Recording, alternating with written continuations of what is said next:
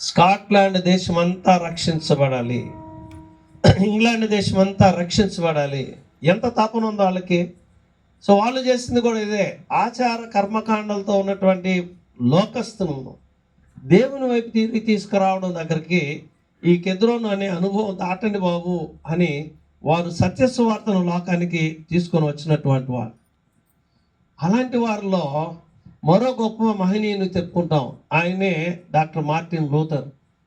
Doctor Martin Luther గారు ఆనాటి సంఘాన్ని ఉద్దేశించి ఆయన మాట్లాడారు.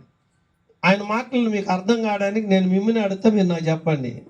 ఐగుప్తు చెరను ఎలా చెప్పుకుంటాం, బబులోను చెరను ఎలా చెప్పుకుంటాం? ఎవరైనా చెప్పచ్చు.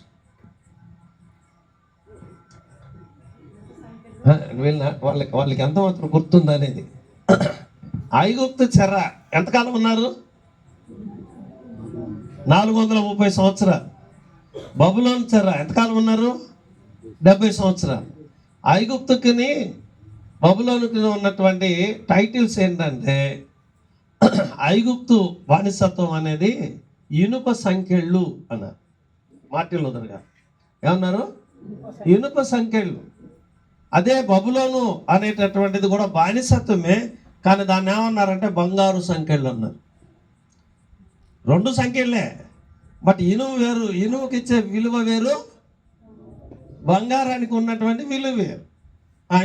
ఇప్పుడైనా చెప్పచ్చు మీరు మార్టిన్ లూథర్ గారి యొక్క అనుభవం. ఏమంటారంటే 430 సంవత్సరాలు ఐగుప్తులో వాళ్ళు ఆ కడుగో గంజో దాగి బతికారు. కఠినమైన దాస్యంలో బ్రతికారు. ఎంతగా అంటే ఆ రోజుల్లో యోసేపు వాళ్ళకి నాయకుడుగా ఉన్నాడు. జోసెఫ్ చనిపోయిన తర్వాత యోసేపు అంటే ఎవరో ఎరుగనటువంటి ఒక రాజు వచ్చాడు ఐగుప్తు దేశానికి. యోసేపును ఎరుగని రాజు అని అంటే, ఒకసారి ఇలా అనుకుందాం, మీకు చెప్తున్నా. భారతదేశానికి మొట్టమొదటి ప్రధాని ఎవరండి? జవహర్ లాల్ నెహ్రూ. Very good. తర్వాత రెండవది లాల్ బహదూర్ శాస్త్రి.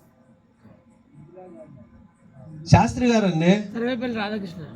అయ్యో, ఆయన ప్రెసిడెంట్ ఆఫ్ ఇండియా, రాష్ట్రపతి ఆయన. అదేనా?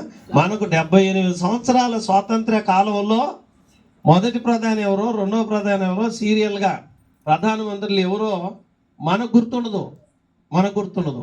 ఇదంతా చరిత్రలో రాసి ఉన్నది, చదువుకోగలిగింది. ఈరోజు గూగుల్లో కొట్టినా ఇక్కడ కూర్చొని లిస్టు మనకు వచ్చేస్తుంది, మనకు తెలుస్తుంది. బట్ ఐగుప్తులో ఉన్నప్పుడు ఎలాంటి లిపి లేదు, రికార్డులు ఏం లేవు.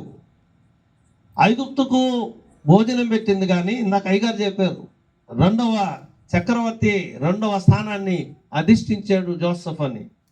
అంత ఉన్నతమైన స్థాయికి వెళ్ళి ప్రపంచ దేశాలకు బోబెట్టినోడు యోసేపు. అట్టంటోడిని ఎవరైనా మర్చిపోతారా? అతన్ని కూడా మర్చిపోయినాడు అని అంటే 300 సంవత్సరాల చరిత్ర జరిగేటప్పటికీ ఒక క్రొత్త ఫరో వచ్చాడు. అతడు వచ్చి రాగానే హెబ్రీ సంతానం పెరిగిపోతుందని వీళ్ళందరినీ నానా కష్టాలు పెట్టాడు. అందుకు మొరబెట్టుకున్నారు వాళ్ళు. అయ్యా మమ్మల్ని విడుదల చేయను ఆయన, ఈ బానిసత్వం నుండి మమ్మల్ని తీసుకెళ్ళు అని.